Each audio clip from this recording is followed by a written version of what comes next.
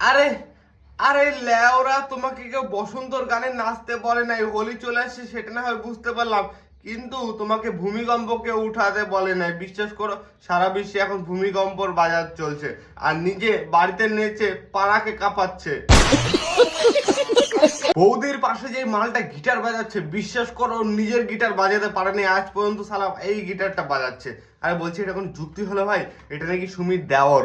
আরে বলছি দেওর, তাহলে বৌদির সামনে নাচছে আর দেওর পাশে গিটার বাজাচ্ছে, খুব ভালো বন্ডিং তো লেওরা তোমাদের। আরে বলছি ভাই এক কাজ করো না, পারলে দীপঙ্করকে ডেকে নিয়ে এসো। দীপঙ্কর পুরা মাঠ চাষ করে দেবে তোমাদের, তাহলে দেখবা ভালো করে গিটারটা বাজাতে পারবে। সালা পাগলা চোদাগুলা বসন্ত এসে গেছে তাই না? চোদ না কাটি রং কি করে পাল্টাতে লাগে এই বৌদির কাছ থেকে শেখো। সালা ভূমিকম্প উঠায় দিচ্ছে পারলে। আরে বলছি এরকম নাচতে বলে নাই, সালা নাচতে পারলে নাচো, না নাচতে পারলে এইভাবে লাফালাফি করে ভূমিকম্প কমসে কম উঠাইও না।